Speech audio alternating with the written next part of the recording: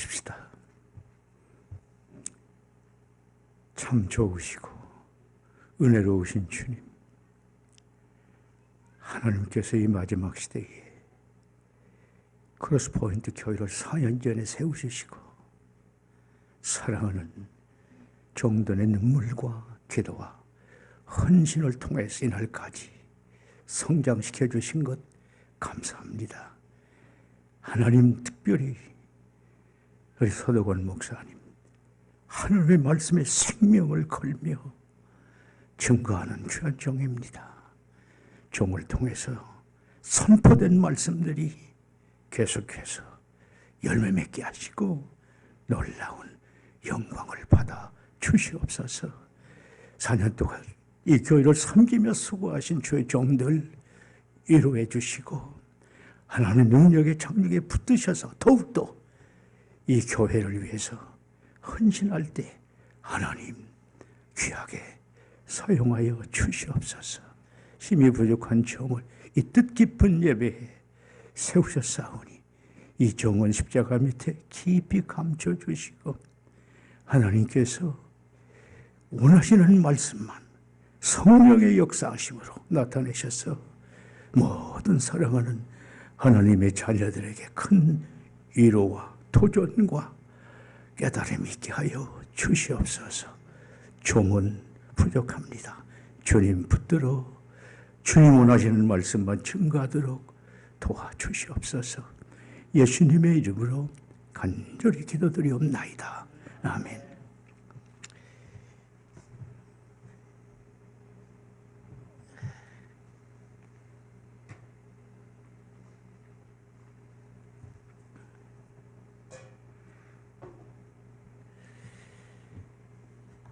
제가 평소 우리 서덕원 목사님을 참 존경합니다. 제가 TV에서 목사님들 설교를 별로 들을 시간이 없어요. 제일 많이 듣는 설교가 우리 서 목사님 설교입니다. 너무 잘하시고 은혜롭고 참 많은 도전을 주시고, 제 집사람은 우리 서 목사님 설교 팬입니다. 빼놓지 않고 잘 듣습니다. 너무 귀한 목사님이십니다. 서 목사님께서 4주년 창립주일에 저들의 말씀을 증거해달라고 그러셔서 무슨 말씀을 증거할까? 그런데 하나님께서 좋은 말씀을 주셨어요. 초대 예루살렘 교회에 놀라운 성장의 모습을 보여주신 그 말씀 가운데 오늘 본문 말씀인데 보면 말씀이 왕성한, 하나님이 왕성한 교회의 모습. 사실 초대 예루살렘 교회는 참 어려운 교회였습니다. 예수를 믿으면 모든 특권을 다 상실합니다. 때로는 집에서도 쫓겨납니다. 직장에서 쫓겨납니다. 장사도 안 됩니다. 교회에서 축출당합니다. 핍박당합니다. 그래서 초대교회 예루살렘 교회는 어려운 사람으로 꽉 차 있었습니다. 그래서 사도들이 할 일이 그들을 구제하는 일이 제일 중요한 일입니다. 먹을 양식이 없으니까. 그러다 보니까 사도들이 진짜 말씀을 전하고 가르치고 훈련하는 일보다 구제하고 자꾸 도와주는 일만 하게 되니까 아니 이건 아니다. 그래가지고 회의를 했습니다. 전 교인을 모아놓고 우리가 지금 공개하는 일에만 힘쓰는 것이 잘못된 것 같다. 그러니 여러분들께서 공개하고 구제하고 봉사할 수 있는 사람을 뽑읍시다. 성령과 지혜가 충만하고 여러분 가운데 존경받고 칭찬받는 사람 7을 택합시다. 투표를 해서 7사람을 뽑습니다. 그리고 우리 사도들은 이제부터는 기도하는 일, 말씀 전하는 일에 전무하겠습니다. 다른 봉사하는 일은 여러분이 맡아주십시오. 이렇게 해서 사도들이 이제는 그런 일을 다 그만두고 말씀 증거하고 기도하는 형사였습니다. 그랬더니 오늘 본문에 있는 대로 말씀이, 하나님의 말씀이 왕성하여 제자의 수가 10이 더 많아지고 허다한 제사장의 무리들까지 말씀에 복종했다고 나옵니다. 이 말씀이 왕성한 결과가 교회가 엄청나게 부흥했습니다. 그 다음에 사도들이 열심히 가르치고 성도들은 열심히 배우고 그 배운 성도들이 열심히 말씀대로 순종했습니다. 그랬더니 예수님을 십자가에 못 박은 그룹인 제사장들까지 말씀에 복종하여 변화되는 역사가 일어났다는 얘기입니다. 말씀이 왕성하니까 교회가 부흥했고 성도들이 변화됐다는 얘기입니다. 크로스 포인트, 교회가 이런 교회가 되기를 소망하며 원하는 마음에서 오늘 이 말씀을 본문으로 택했습니다.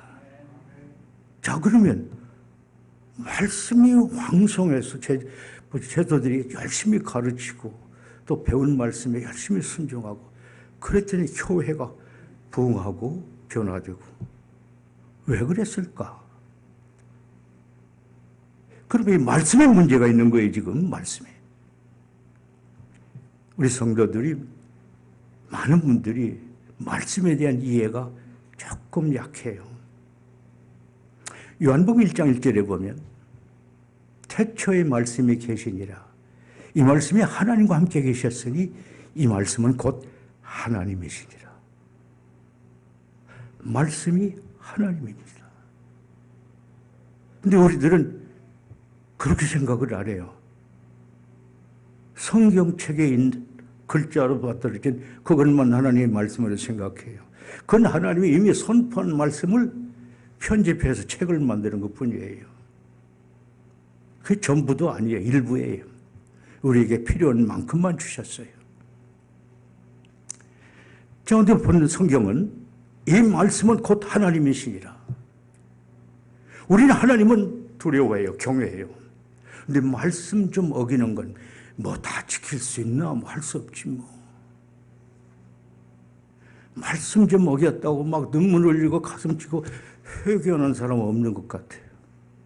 근데 하나님 욕하면 천벌 받는 줄 알아요. 아주 생각이 달라요. 근데 성경은 분명히 이 말씀은 곧 하나님이시니라 그랬어요. 자, 그 이유를 좀 제가 몇 가지 설명해 보죠. 하나님의 말씀은 태초부터 하나님과 함께 계셨어요. 하나님과 말씀은 불가분리해요. 뗄 수가 없어요. 하나님이 있는 곳에 말씀이 있고 말씀이 있는 곳에 하나님 계셔요. 그러니까 하나죠. 태초부터 지금까지 절대 분리되지 않아요. 말씀 없는 곳에는 하나님 안 계셔요. 하나님은 꼭 말씀과 함께 계셔요.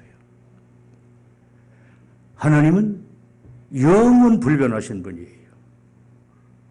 마태복음 5장 18절에 보면 진실로 너에게 이르노니 천지가 없어지기 전에는 율법의 1.16이라도 반드시 없어지지 않고 이루리라고 그래요. 영원 불변이에요. 천지가 없어지기 전에. 하나님의 말씀은 하나님은 전지전능하신 분이에요. 누가복음 1장 37절에 대저 하나님의 모든 말씀은 능치 못하심이 없느니라 그래요. 똑같아요. 하나님하고. 하나님은 항상 살아계셔요. 히브리서 4장 12절에 하나님의 말씀은 살았고 운동력이 자원할 수 어떤 권보도 예리하여 혼과 영과 및 관수를 찔러 쪼개기까지 온다. 살았다 그래요. 베드로전서 1장 22절에 너희가 거듭난 것이 썩어질 씨로 된 것이 아니라 썩지 않을 실제로 된 것이니 하나님의 살아있고 항상 있는 말씀으로 되었느니라 그래요. 구별이 안 돼요. 똑같아요. 또 하나님께서는 말씀하신 그대로 행동하셔요. 고린도전서 15장 3절 4절에 성경대로 그리스도께서 우리 죄를 위하여 죽으시고 장사 지난 바 되었다가 성경대로 사흘 만에 다시 살아나셨다 그래요. 당신의 말씀을 하나님은 어길 수가 없어요. 그대로예요. 그러니까 하나님과 말씀은 같은 인격이에요. 똑같아요. 자, 그러면 하나님을 사랑하는 것과 말씀 사랑은 똑같아요. 말씀 사랑한다는 건 말씀을 순종한다는 뜻이에요. 하나님을 경외하면 그분의 말씀을 순종하게 돼요. 안 하면 사랑한다는 말이 거짓말이에요. 요한복음 14장 15절에 너희가 나를 사랑하면 나의 계명을 지킬 것이다 그래요. 하나님을 사랑하는 증거가 그의 말씀을 순종하는 것이에요. 요한일서 5장 3절에 하나님을 사랑하는 것은 이것이니 우리가 그의 계명들을 지키는 것이라. 하나님을 사랑하는 방법, 하나님을 사랑한다는 뜻이 추상적인 용어가 아니에요. 아주 구체적이에요. 그의 계명들을 지키는 것이 하나님을 사랑하는 방법이에요. 하나님의 말씀을 순종하는 것이 하나님을 사랑한다는 증거요. 하나님 말씀을 순종하는 것이 하나님을 사랑하는 방법이에요. 다른 길이 없어요. 내가 하나님을 얼만큼 사랑하느냐? 순종하는 만큼입니다.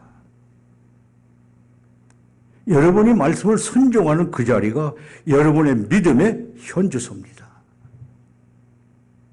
내가 순종하지 못하는 부분은 내 믿음 아닙니다. 하나님께 나 하나님 사랑해요. 그러면 내 말 지키느냐? 아니, 못 지켜도 난 사랑해요. 거짓말이다 그러셔요. 정확해요. 내가 얼만큼 사랑하는가? 내 믿음의 수준이 어딘가? 여러분이 스스로 정확하게 알 수 있어요. 여러분이 말씀 지키는 그 자리가 여러분의 믿음의 현주소예요. 다른 거 말 거 없어요. 난 뭐 못해도, 나는 이건 못 지켜도 아니에요. 못 지키는 그게 우리 신앙이에요, 바로. 못하는 거, 그게 내 신앙의 현주소예요. 변명할 리가 하나도 없어요. 또, 하나님도 우리가 말씀을 순종할 때, 하나님 말씀 살아있고 전지전능하시지만, 우리가 말씀 순종할 때 역사하셔요.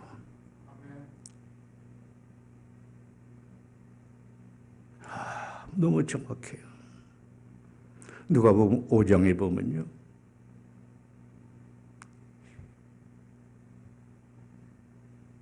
사랑하는 베드로가 밤새도록 고기를 못 잡아요. 예수님이 오셔서 내 배 좀 빌려달라. 아침에. 제자들이 다 그물을 씻고 이제 가려고 준비하는데 배 좀 빌려달라니까 빌려드려요. 그래서 배에서 관중원리에서 설교를 하셨어요. 끝나고 예수님은 아시죠? 지금 한 마리도 고기 못 잡은 것. 베드로들아 저 깊은 데로 가서 그물을 내려 고기를 잡으라 그래요. 그래서 순종을 안 해요. 사실 순종하기 어려워요. 해가 뜨면요 고기 안 잡혀요. 이제 그래서 가려고 다 그물 씻었어요. 밤새도록 그물만 두면 안 잡았어요. 얼마나 지쳐 있어요. 하기 싫죠. 그런데 존경하는 선생님의 말씀이에요. 그러니까 뭐라고 하는 거니? 선생님, 우리가 밤이 새도록 수고를 하였지만 얻은 것이 없네요. 그 말은 던져봤자 소용없습니다. 그 얘기죠. 그리고 또 하나는 베드로는 어려서부터 어부예요. 갈릴리 바다를 손바닥에 놓고 보고 있는 사람이에요. 예수님은 목수 출신이에요. 목수 출신 예수님이 베트남 어부에게 고기 잡는 걸 코치한다는 건 안 맞죠. 그러니까 어떻게 보면 할 마음이 없는데 뭐라고 하는 거니 베드로가. 선생님, 그러나 내가 선생님의 말씀에 의지하여 그물을 내리가했나이다 그래요. 했어요. 여러분 잘 아시는데 2배 가득 차게 잡았어요. 2배. 엄청나죠. 베드로 일생에 처음 경험일 거예요. 야, 그러니까 베드로가 예수님 무릎 앞에 엎드립니다. 주여, 나를 떠나소서. 나는 죄인이로소이다. 그동안 베드로는 존경하는 랍비로 예수님을 존경했어요. 그러나 그를 하나님으로는 못 봤어요. 그날 말씀에 순종하면서 베드로의 영혼이 얼려서 예수님을 하나님으로 본 거예요. 물고기 잡은 것 2배, 또 기적이에요. 더 기적은 베드로의 눈에 예수님이 하나님으로 보였다는 거예요. 감당할 수가 없으니까 떠나달라 그래. 그 베드로에게 주님이 나를 따르라. 그때 제자로 택합니다. 이런 기적이 말씀 순종할 때 일어나요. 여러분, 우리는 믿음을 결과를 맺는 걸 믿음이라고 생각해요. 아니에요. 결과는 하나님이 하셔요. 하나님의 전지전능하신 분, 그걸만 알면 결과에 대해서는 우선은 의심할 필요가 없어요. 뭐예요? 믿음은 말씀 순종하는 게 믿음이에요.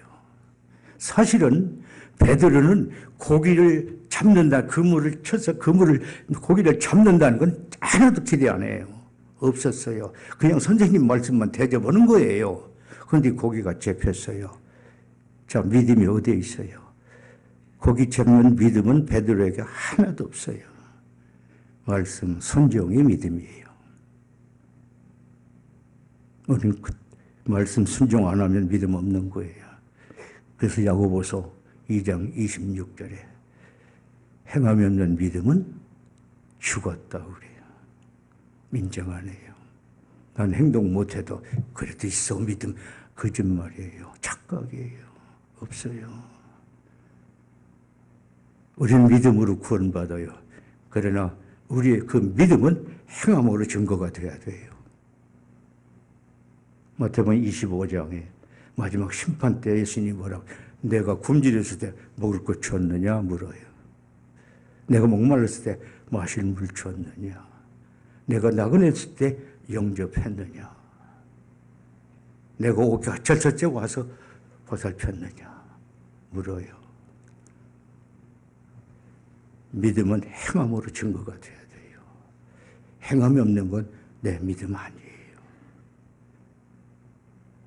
그러니까 말씀을 순종할 때 역사가 일어나요. 무슨 얘기 하나 할게. 베드로의 친구가 그 얘기를 듣고, 이야, 베드로 앞으로 큰 부자 되겠구나. 그물 한 번씩 던져가지고 2배 차는 고기를 잡으면 그 베드로 찾고, 베드로 어제 엄청난 고기를 잡았다면서? 그래. 어디야? 그물이 깊은 데 있지? 거기고. 몇 시쯤이야? 정오쯤 될 거야. 이 사람이 갔어요. 딱 시간 맞추고 베드로가 알려준 장소에 가서 그물을 던졌어요. 잡았겠어요? 못 잡았겠어요? 못 잡았죠? 왜요? 똑같은 조건인데, 똑같은 시간인데 왜 못 잡았어요? 이유가 있어야 될 거예요. 왜 못 잡았는지. 보세요. 아주 쉬운 얘기지만 엄청난 진리가 담겨 있어요. 베드로 친구에게는 예수님이 그물을 던지라는 말씀이 없어요. 말씀이 없으면 역사가 일어나지 않아요. 주님은 말씀과 함께만 일하셔요. 말씀이 없는 데서 일 안 하셔요. 너무 좋은 예예요. 우리는 성령 충만을 많이 사모해요. 말씀 충만은 시간이 없어서 성경 못 읽는데, 성령 충만을 원하면서 에베소서 5장 18절로 21절에 보면 성령 충만에 대해서 써 있어요.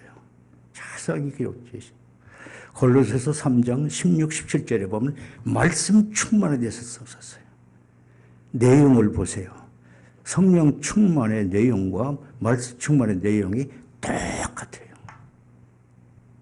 세 가지예요. 성령 충만한 사람은 하나님만 높여요. 자기 높이지 않아요. 오늘 찬양 너무 감명 깊었어요. 어떻게 그렇게 은혜롭게 부르시는지. 하나님만 높여. 찬양 가사 보세요. 다 하나님만 높이는 거예요. 하나님만. 아, 난 성령 충만 받았어. 그러고 뻐기고 그런 사람 없어요. 자기 안 높여요. 성령 충만한 사람은 하나님 높여요. 그 다음에 감사가 넘쳐요. 성령 충만한 사람은. 모든 게 감사해요. 예, 하나님의 은혜죠. 하나님의 은혜죠. 감사합니다. 그 다음에 성령 충만한 사람은 겸손해요. 어떤 사람은 그런 말을 누가 지어낸 것 같아요. 내가 하나 자랑할 거 있다면 성령 충만한 사람이야 나는. 그건 말도 안 되죠. 성령 충만한 사람 자랑 안 해요. 그걸 자랑한다면 그건 교만이죠. 겸손해요.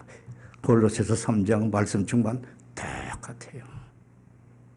그래서 요한복음 15장 7절에 너희가 내 안에 거하고 내 말이 너희 안에 거하면 무엇이든지 원하는 데 구하라. 그러면 이루리라.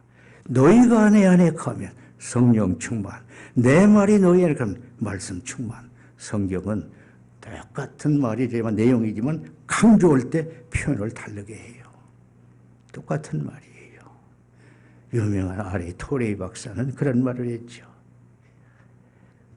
성도가 성경을 부지런히 읽고 열심히 묵상하지 아니하면 성령 충만에 이를 수가 없다 그래요. 성령 충만과 말씀 충만은 똑같은 영적 상태예요. 성령 충만, 성령께 사로잡히는 상태예요. 말씀 충만, 말씀에 사로잡히는 상태예요. 그러면 하나님, 이 말씀은 곧 하나님이시니라 똑같아요. 말씀에 사로잡힌 것과 하나님인 성령에 사로잡힌 것 똑같은 하나님이에요. 똑같아요. 근데 순서로 볼 때는 말씀에 먼저 사로잡혀야 돼요. 예. 대단히 중요합니다. 여러분, 말씀에 대한 인식, 우리가 새롭게 해야 돼요. 이 말씀은 하나님이다. 지금 예루살렘 교회가 폭발적으로 부흥했어요. 놀랍게 변화가 일어났어요. 말씀이에요. 하나님의 말씀이 왕성하여 그렇게 나와요. 그건 뭐예요? 하나님의 능력이 충만하여 그 얘기예요. 말씀과 함께 하시는 하나님이 지금 역사하고 있는 거예요. 그러니까 그런 변화가 일어난 거예요. 말씀 소홀히 하면 우리는 능력 있는 신앙생활을 못해요. 자, 하나님이 말씀하시는 방법이 달라요. 시대에 따라서. 구약 시대 때는 하나님이 직접 말씀하셨어요. 아브라함아, 너의 친척 본토 아버지 집을 떠나 내가 지시할 땅으로 가라. 직접 얘기해. 모세야, 내 발에서 신을 벗으라. 너 서는 것은 거룩한 땅이니라. 직접 얘기하셨어요. 예수님이 이 땅에 오셨어요. 이제 하나님께서 직접 얘기 안 하셔요. 성자를 통해서 얘기하셔요. 그래서 요한복음 1장 14절에 말씀이 육시 되어 우리 가운데 오셨다 그래요. 예수님은 하나님의 말씀으로 오셨어요. 예수님 말씀하는 건 전부 하나님의 말씀이에요. 하나님의 말씀 하러 왔기 때문에. 예수님의 라이프 자체가 전부 메시지예요. 하나님의 메시지예요. 마태복음 17장 5절에 변화산에서 제자들이 황궁에 들어갔을 때 하늘에서 음성이 들려 하나님께서 이는 내 사랑하는 아들이요 내 기뻐하는 자니 너희는 저희 말을 들으라 그래요. 이젠 아들의 말을 들으라는 거예요. 예수님께서 요한복음 12장 49절 50절에 내가 내 자유로 말하는 것이 아니요 나를 보내신 아버지께서 나의 말할 것과 이룰 것을 친히 명령하여 주셨으니 나는 그가 이러신 말씀 그대로 전하노라 그래요. 당신 말 안 한다고 그래요. 아버지의 말씀만 전하고 있다는 거예요. 예수님이 시험 받을 때 뭐라고 그래요? 기록되었어요. 아버지의 말씀까지 얘기하잖아요. 율법 중에 가장 큰 계명이 무엇입니까? 첫째, 둘째. 구약 말씀 인용하시잖아요. 자기 얘기 안 하시잖아요.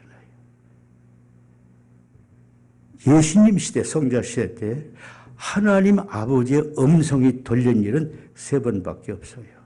구약에는 꽉 차 있어요. 여호와께서 가라사대.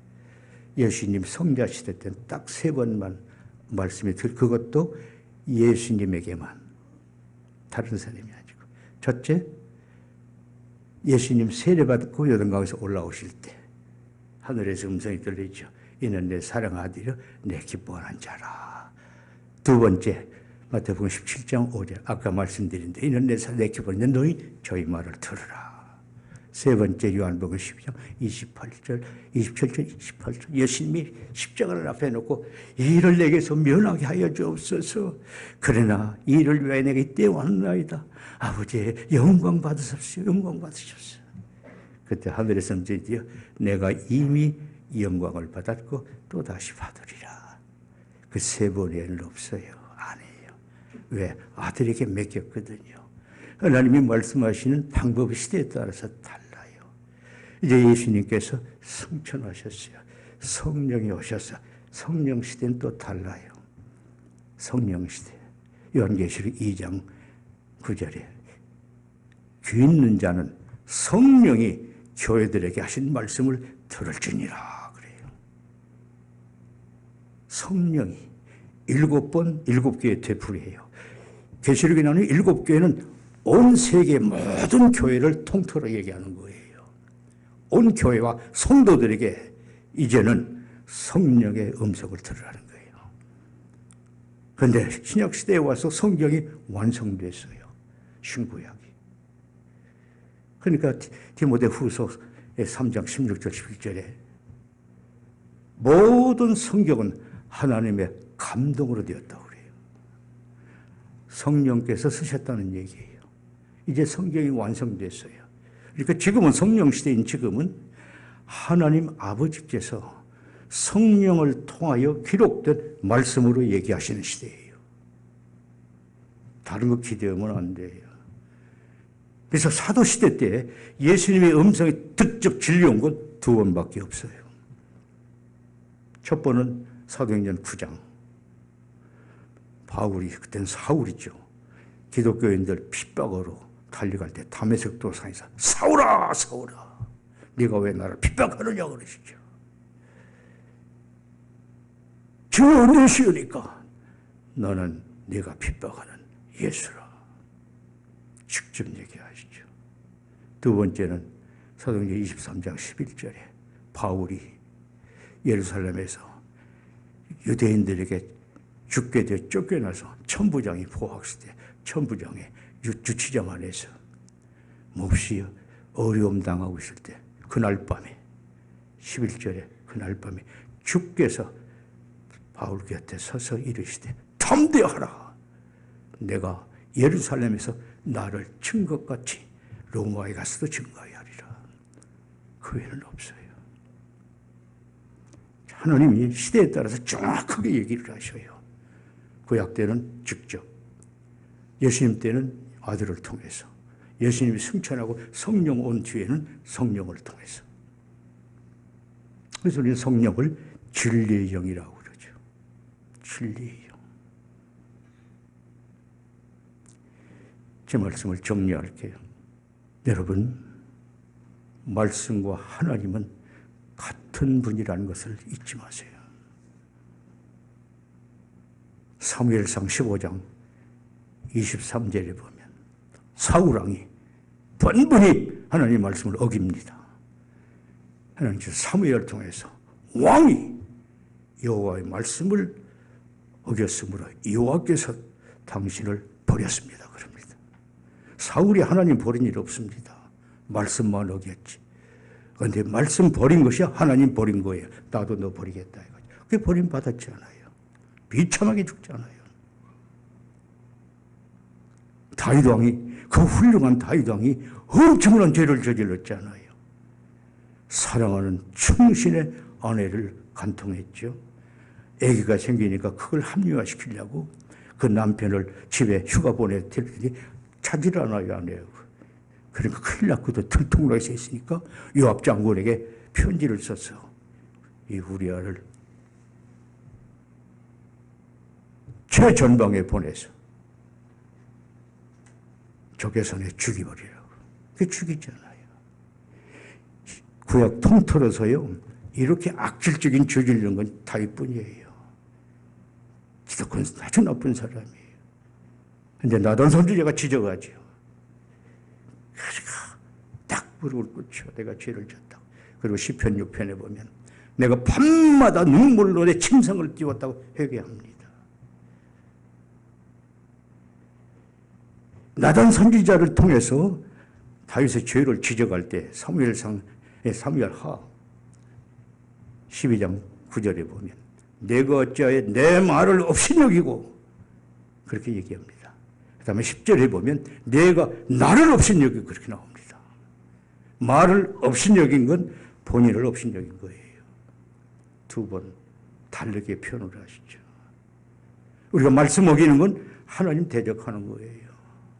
심각합니다.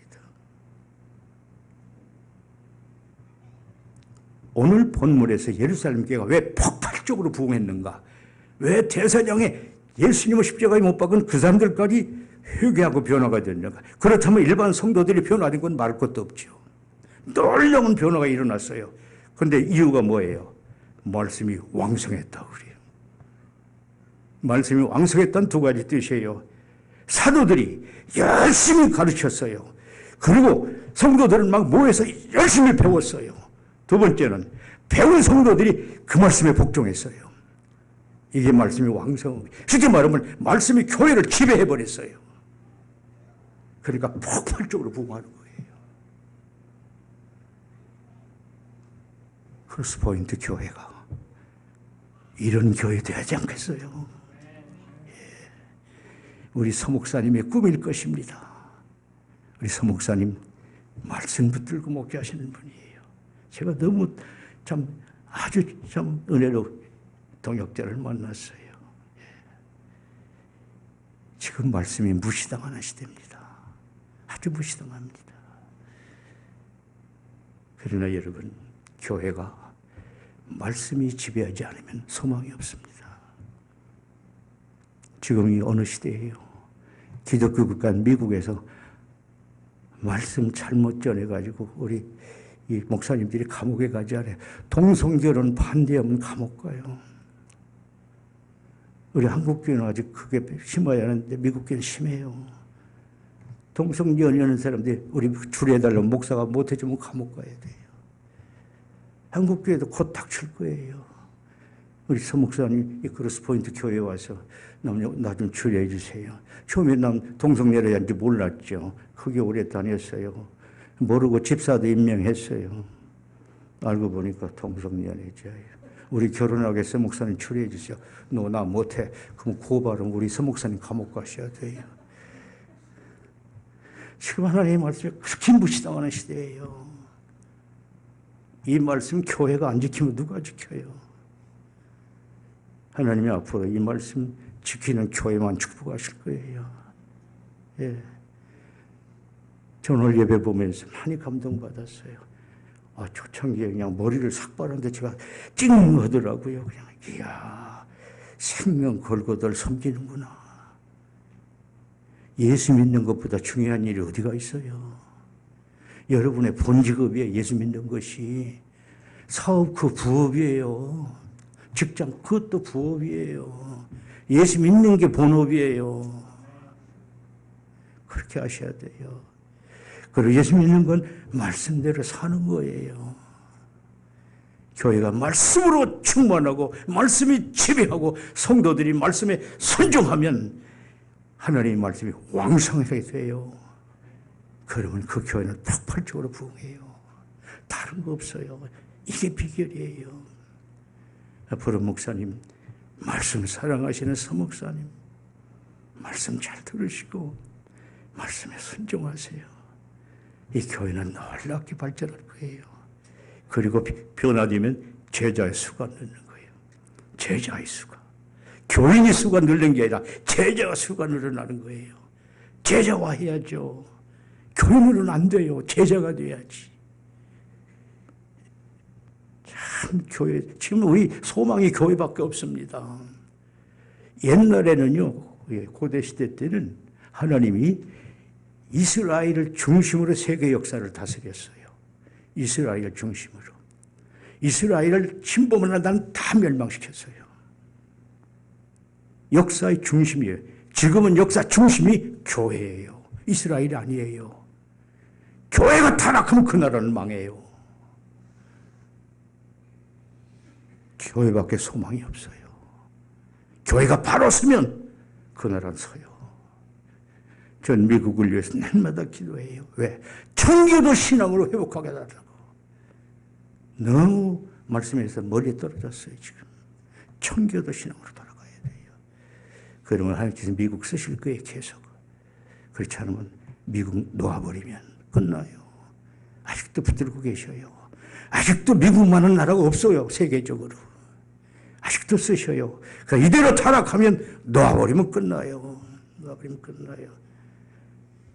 한국도 마찬가지예요. 참 섭섭하지만 우리 교계가 너무 타락했어요. 물질주의로 푹 빠져 있어요. 이 말씀 회복해야 돼요. 말씀이 지배하는 교회. 하나님이 그 교회 원하시고 그 교회 통해서 일하셔요. 이 크로스포인트 처치가 영어로 내가 보고서 얼마나 기뻐했는지 서목사님께 얘기했어요. 영어를 보니까 크로스포인트 바이블 처치더라고요. 바이블이 들어가 있더라고요. 말씀 중심으로 이 교회를 나가겠다는 얘기 아니겠어요? 예, 전 기대합니다, 여러분. 크로스포인트 교회 하나님께서 특별히 사랑하시고 엄청나게 부흥발전하도록 역사해 주시리라 믿습니다. 기도하십시다.